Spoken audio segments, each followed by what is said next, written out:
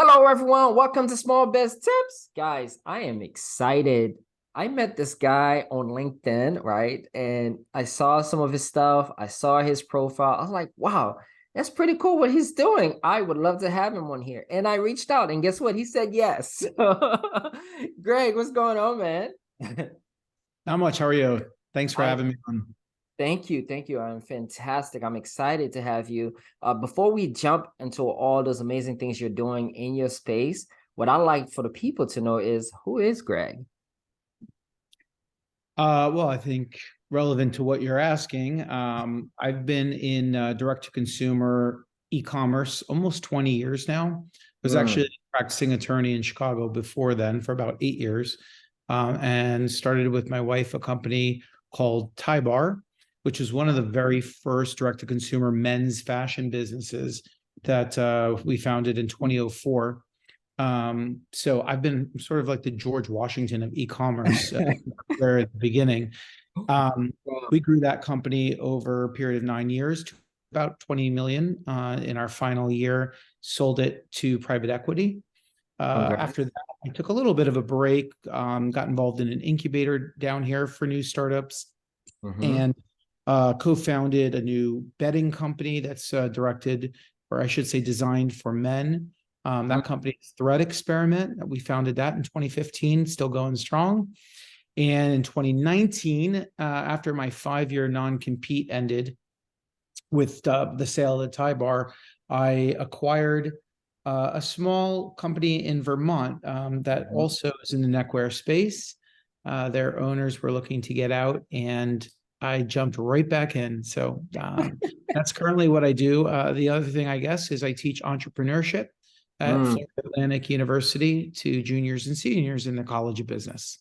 Wow, wow. So you just gave us like 20 plus years in less than 5 seconds. I love it.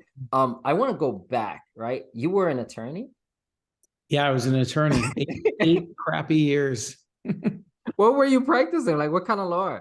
So I did mostly business litigation, commercial Hmm. litigation, and so I represented a lot of businesses. Some were a lot of small, medium-sized businesses.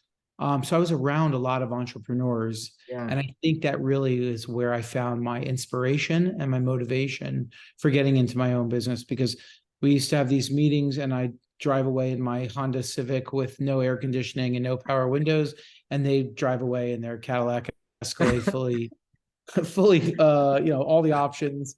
And I used to think, if they're doing something, I if they're doing something right, I should be Yeah. able to do something right. So Wow, wow, wow. I think that's amazing that, a lot of people would have just stayed what they're doing and never really changed, but you decided to make that switch. So I'm curious, right? E-commerce is super sexy now, but back in the days, how was it in like 2004?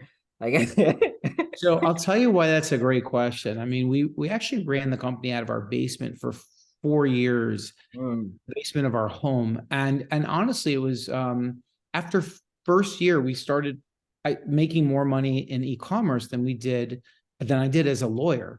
But wow. the irony is, people would ask me, "So what do you do for a living?" And I say, "Well, I sell ties on the internet." So the first question was, "What do you do full time?" Like, all right, well, sell ties on the internet.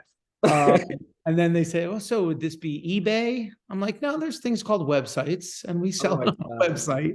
So yeah, it was like people couldn't get used to the idea. Even my father, who was so proud that I was an attorney, was like disappointed that I Oh my quit God. to run our company full time, and felt like I was taking a huge step backward. Um, Mm, I, I I knew that the internet was certainly the future of retail. yeah. I don't think I could have imagined what it really became and how quickly it happened. But being one of the early players had its advantages and disadvantages. Advantage being, of course, that we were one of the few players, and really, the bigger players, the Macy's and Nordstroms, as well as Yeah. the Joseph A. Banks and the Brooks Brothers. Believe it or not, they didn't even have e-commerce early on, and even if Mm, they did, it was very limited number of SKUs. So if you're Brooks Brothers and you're like, well, we only want to put on a certain number of products on our website, you can imagine ties was sort of low on their priority list. And so if you were shopping for neckwear online, which is a great product because it's not really something you try on for size and so forth. But if you're selling ties on the internet, I was really up against other schmucks in their basement, and I was the biggest schmuck. So we took over then. The downside, of course, was that very few people were shopping online. Yeah. So most of the customers we brought from the offline world to the online world. We were covered very frequently by GQ magazine. We got written up by Ah, them.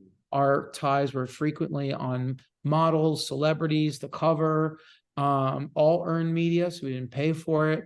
And so we brought the consumer who didn't shop online to online, because of course there'd be a credit yeah. that the tie worn is found on the tiebar.com, and boom, we had a new customer who wasn't otherwise shopping online and brought them online. So that's how Genius. business in the early days. Now of course it's a much different world that we live in. So I want to stick with that word for a quick second. How did you say, because, I've had an e-commerce store in the past. I used to sell socks online, but I was doing drop shipping back Mhm. around right before 2020. We did really well, and then 2020 came and we tanked, right? Because we didn't really have system in place. We didn't have a brand. It was just more like, selling socks from China. But I'm curious, how did you determine, okay, I'm gonna start selling tie online? Like, what was, Yep. how did you do any analysis, or did you hear something? How did you come up No. with that? Well, I'll tell you, it was a series of coincidental events. The night before, my wife and I had watched 60 Minutes, and they had done a story on a wine brand called Charles Shaw. So Mm-hmm. Charles Shaw is also known as $2 Chuck, and was sold and is still sold in Trader Joe's right now. Back then, it was sold for $1.99. That's why it was called $2 Chuck, Charles Shaw. And the story was the owner of the company had basically taken one of the 60 Minutes reporters around his vineyard and showed why wine it doesn't cost that much to make, Mm-hmm. even good wine, and that most people couldn't tell the difference between a $2 bottle of wine and a $50 bottle of wine. And Mm-hmm. they had these sommeliers taste test the wine, not knowing, of course, which was which, and they couldn't tell the difference. So Wow. that's the story we'd watch. The very next day, I'm getting ready for work. I'm wearing a tie. My then 2-year-old throws milk, splashes all over me. And I was like, shit, I got to buy another $50, $60 ties. It's stupid. And I thought to myself, why are ties so expensive? It's sort Mm. of true on the story that I had seen on $2 Chuck. And got online, did some research. Now, this is 2004, and I Yeah. stumbled upon a website that we all know today, but very few of us had heard of back then, called Alibaba. Yes. Alibaba, of course, put me in touch with a bunch of factories, and I very quickly saw the pricing for silk neckties, which back then, believe it or not, were about $2.10. They're now more, not Yeah. a ton more, made in China. And I should say my company now, Beau Ties of Vermont, we make our ties in the United States. So it's a much different type of world that we're in. But back then, so my other company, so we bought, so we got a few samples sent to us from factories around the country, and we thought, you know what? I don't think you can tell the difference between a $2 and or a $2 tie and a Yeah. $50 tie. Turns out, because all the same factories made them anyway. That's why. And so we ended up deciding on $15 as our Mm-hmm. retail price. Now, by the time the ties landed in the United States, let's say they cost $3, okay, because you got to pay duty and shipping. Yeah. And so our brand was all about selling $15 ties. That was our brand. I tried some designing myself, didn't work out great. We had a really ugly first collection of ties. But I started getting a little better at designing. We started hiring some people to help us design. Mhm. And within a year, we had just sort of caught the attention of different media who looked at our ties and said, you know what, these really do look like $50, $75 ties, but for $15. Now, by the way, this is before the recession. The Yeah. recession really changed the way the consumer looked at a lot of things: clothing, apparel, accessories. The consumer used to be fine, sort of overpaying, and almost took pride in saying this is $100 tie. The Yeah. recession really changed the way the consumer looked at things and said, you know what, I now want value for my product. Mhm. If I'm going to pay $50 or $75, I want something in return. I want $50 and $75 a return or more. And so so when we were providing $50 value at $15, it was sort of like a newer concept, which is why during and right after the recession were really our best growth years. Yeah. because people were looking at brands like us saying, this is why would I don't have a ton of money right now. Why am I going to overspend on something like a tie? Yeah. They would buy our $15 ties, and it took off. And the company really had an incredible trajectory right up until we sold. Which take me to my next question, right? The exit, right? There is a lot of people that start businesses and never really even think about exiting. So you were able to take that whole entrepreneurial cycle from beginning to end. How was that when you sold it for 20 million? What was that process? Because I recently sold my business a few months ago, and it was an interesting process, So I'm curious to Yeah. hear your thoughts. How did that go? And how did you go about, hey, I want to sell it. Was it already structured for sale? Because a lot of people don't even have their business structured to sell. Yeah. So just to be clear, our revenues were close to 20 million. We didn't sell it Gotcha. for 20 million. Our sale price is still, I don't share it with anybody. Okay, Uh, don't. but just wanted to get that out of the way.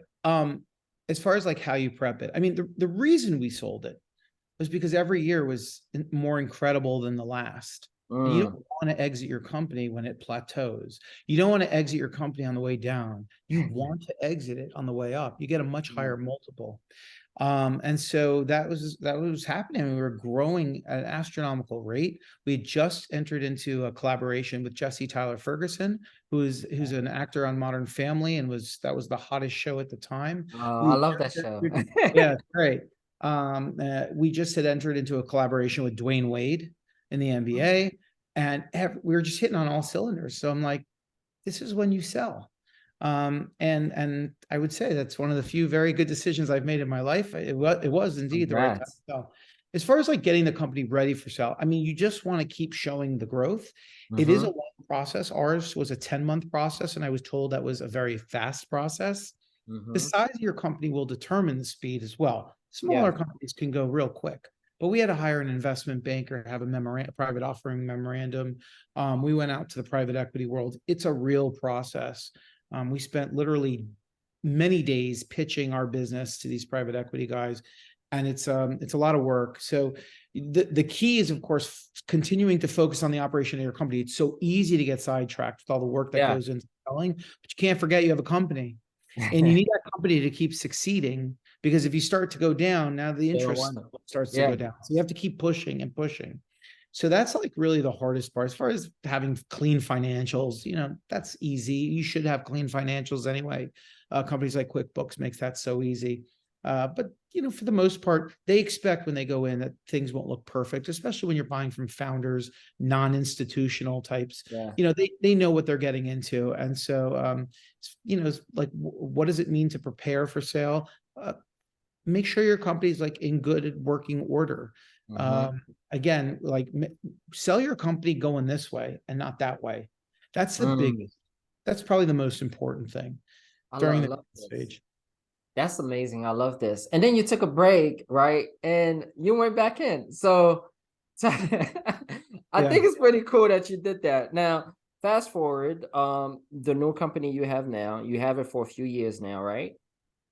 Yeah. In 20, so my non-compete ended. I put something out on LinkedIn, said, "Hey everyone, my non-compete ended," because I was actually forbidden from doing anything in men's retail. Wow. That's what I know. That's what I love. So really, my hands were tied in every way. I even had an opportunity to join a denim company that's fairly well known now, and I couldn't because they sold men's denim. So I had to pass up a lot of opportunities. So then that happened. I got a phone call from who was the second owner of this business. Now, the Beau Ties of Vermont at that time was a 26-year-old business, Mm-hmm. but they were struggling a little bit. But the people were great. I went out to Vermont. I met with the people. Staff is amazing. Like I Mm. said, we make everything in Vermont, and just such a like loyal staff, Yeah. who really care about the company.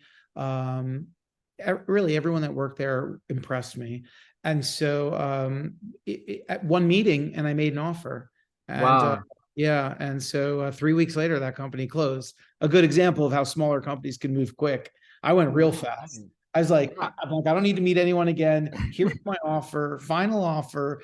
I'll close in 3 weeks. And the owners were like, fine. And they had bought it from the founders 7 years prior. The Mm, original founders were another husband and wife team. They did a great job building this little company. I absolutely love it. that's amazing. He unfortunately died, and so they sold the Oh, wow. company to these newer owners who since sold it to me. So I got a couple questions in the acquisition stage, right? How did you find it? But how did you do the deal source, right, to find that company? And then what was your process? Did you look at the financials before you flew there to check it out and make the Yeah. decision? So I'm really curious about that piece. So it's so funny you say this because again, how I did it was I put something on LinkedIn and they reached out to me that way. Okay, so that's how I found it. And I still think that's a great method. Mm-hmm. I happen to be in the middle of sort of building a course at school at our university uh, about how to buy a business, and I've actually created a 30-page module on how to buy a business, and I'm sort of like submitting it to other universities around the country. So this is right now the world I'm most familiar with, even though I'm not Yeah. really necessarily looking to buy another company. So how do you source deals? Great question. I mean, it depends on the size, but let's assume we're talking about, not the biggest, a really small business, small, Yeah. medium business. I mean, there are the listing services that a lot of people know of. Biz Is by by Sell, yeah. Empire Flippers, Transworld Listings. Interexo gets a little bigger. Um, Website Closures, Quiet Light. There's a great community called Search Funder. It's a whole Mm. different conversation. If you know what a search fund is, I won't bore you with it. Yeah, But they, yeah. you sometimes you just call up accountants and you say, hey, any of your small businesses like looking to sell. You got to put yourself out there and you got to let people know you're looking. But I do think sourcing deals is actually one of the struggles right now. But you might Yeah. want to hire a business broker. I think hiring a business broker, they're free, just like a real estate broker is free when you're buying the house, free to you, right? Yeah. You hire a business broker who can really start helping you looking onto the biz buy sell, which is sort of like the MLS of Mm-hmm. businesses. There's a lot of picked over junk there, yes. Again, there's some of the other websites I named are pretty good. But you hire a business broker, and I think one of the great reasons is they'll give you some great perspective on the valuation if it seems right based on what Mm-hmm. they've seen. Because a lot of private transactions, you never find out what the past purchase prices are. Well, you hire a business broker with a big database. Transworld Yeah. List, I think, is one of the biggest ones, and they'll have a database of all the transactions they worked on, so they'll actually be able to share that information with you for free, right? I mean, Mm. seller's broker that's going to have to do it. So yeah, it can be tough sourcing deals. You really have to work hard on networking, whatever you want to call it, letting the world know that you're looking to buy a business. And those websites have a lot of listings. All the ones I named, between the Yeah. 6 or 7 of them, you really can find a lot of businesses for sale. I love it. I love it. So when it came to the acquisition side, did you, use your own money? Did you finance it? Because you hear a lot of different things out there. Then you do seller financing. How did you structure that deal? I mean, I personally bought it for cash. Uh, Gotcha. yeah, I mean, the SBA is always preferred. Yeah. Expect a personal guarantee. Smaller banks can definitely help. Even the bigger banks can. I mean, if you're going to buy a profitable business, getting financing is a lot easier than if it's not Yeah. profitable. 100%. Our business was not doing so great, so cash was probably my only option. Um, but anyway, so that of course, you could raise money, friends and family, and that sort of thing. Yeah. I think we were talking about smaller businesses. You got to look at, we started Thai Bar with a home equity loan. People forget Mm. equity loans are a great idea. You have equity in your home, especially right now. A lot of if you own a home, you know that the equity has likely gone up since you've been there, so you might have some money in there. And I believe mortgage interest is deductible on top of it, so you get that Huh. benefit. Yeah. Okay. So No, that's I love usually it. where I would start if you have a home. It's risky. People are like, well, I'm putting my home up. Well, yeah. You want to be a business owner, you better get ready for some risk. And if you're not ready for it, don't own a Do business. it. Yeah, I love it. I love it. So now, currently, right, where are you with that business? And you mentioned you're also teaching entrepreneurship, which I think is pretty awesome. I Thank you. used to teach at Baruch College Oh, back in the days when I lived in New York, New Jersey, but now I'm in Atlanta. So I'm curious, what's next for you right now? What's next with what you got going on? I mean, Bow Ties of Vermont is doing great right now. We really turned it around. My staff was incredibly helpful. We got through COVID selling masks. Oh, wow. And we've expanded the accessories that we make, including women's, and we've really like built out the company to a place where I'm really pleased with it right now. I would say that on a personal level, I love teaching, probably my favorite Mm. job I've ever had. So I'm continuing to get more involved with FAU.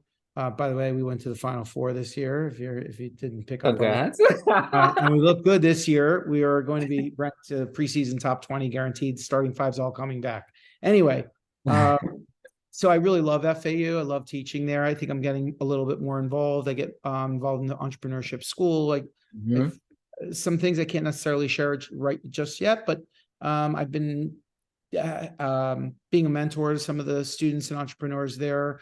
Been a judge to some of our business plan competitions. I'm Nice. helping put together this thing for buying a business. We're still not sure if it's going to be a class.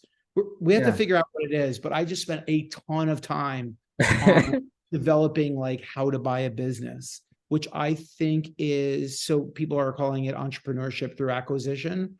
I I think like that. ETA is really like I shouldn't say the next big thing, but I would just say it's a current thing Yeah, that shouldn't be ignored. The idea of buying a business rather than starting one looks a lot better these days. it is. I mean, for a list of reasons, starting with the fact that it's a lot less money and you're buying Less revenue. risky. You're buying revenue on day one. You have Exactly. customers on day one. Do you know how hard it is to get your first customers? It's not easy. So when you're Yeah, buying an existing business and you got a book of customers, it's a great start. And there's a lot of people looking to get out. So I'm really pushing that more than startups, but of yeah. course startups are still important and they have their place and depends on what you're really looking to do. Sometimes you have to start up because there is no existing business that is either for sale or does what you want to do. I love it. So to wrap things up, any business owners, we have a lot of entrepreneurs that listen to this podcast. What is that one small biz tips you would share with them to really kind of help them, go? Let's say they're not even doing 1 million a year yet, but they're in that 6-figure mark. They're like, okay, I want to get to the million. Or, what would like that one tip you would share that could potentially help them? Well, they probably already do this, but I do think you should have your nose in everything. I don't think Okay. you like, of course, you need to delegate, but you need to watch everything. I still to this day, and I did it every moment at my other companies, I look at every customer service email that comes in, Mm, I look at every chat that's happened. I go through my financials. I don't handle customer service. I don't yeah, handle my accounting, but I look at everything really closely. I'm make sure that my marketing, my branding, and my yeah, products are all talking to each other yeah. because you need to know from a marketing standpoint what's in the pipeline for products. Uh, Mm-hmm. and so, the reverse is true. Like when you're designing, you need to start thinking about what you're going to be marketing in the spring and the fall for this holiday weekend or this site-wide sale. You need to really understand what one hand's doing as well as the other. So that's like one piece of advice I think people get lost in. They really pat themselves on the back for delegating, and that's great, but Yeah. that you need to have your nose in everything. Doesn't mean you micromanage, but you need to know what everyone's doing, and you need to make sure that everyone's talking. So that's sort of like one big thing. I mean, I don't know. Any other advice I'd give someone in the six figures? Um, you know, experiment with everything. I mean, just keep Gotcha. finding different things. Not everything hits, a lot of things miss. But sometimes when you get a small win, you can turn it into a medium-sized win and then turn that into a big win. But if you don't keep trying new things, you're really Yeah. never going to grow. Because if you just keep doing the same thing, you're going to be stuck in the same spot over and over. So you really have to experiment, but no, you got to be decisive on saying, okay, we're going to try this. You have to be decisive in saying it's not working. We got to end. Gotcha. Wow, this was amazing. Greg, how do people get in touch with you, man? If they want to learn more from you or just connect with you, what's the best way? So if you're trying to like sell me something, please don't get in touch with me. My LinkedIn is filled with spam as it is. Oh Holy my shit. God. But if you want to like get in touch, I'm totally cool with that. I like LinkedIn. It's a little bit of my Rolodex. Yeah. And you know, I'm on there frequently enough where I wouldn't miss a message. And I'm happy to talk to people. I'm 50 now. I'm not competing with anybody anymore. So happy to like, I'm as transparent as it gets. I'm happy to share anything, any secrets, any like whatever. I don't really give a shit anymore. So I think like I do have a decent amount of knowledge that I can share. I definitely don't know everything, and I'll be the first to tell you if I can't help you with something. I love it. Guys, check out Greg. He's awesome, as you can see, full of amazing gems. Thank you for jumping on today, and we'll Thank you. see you guys next time.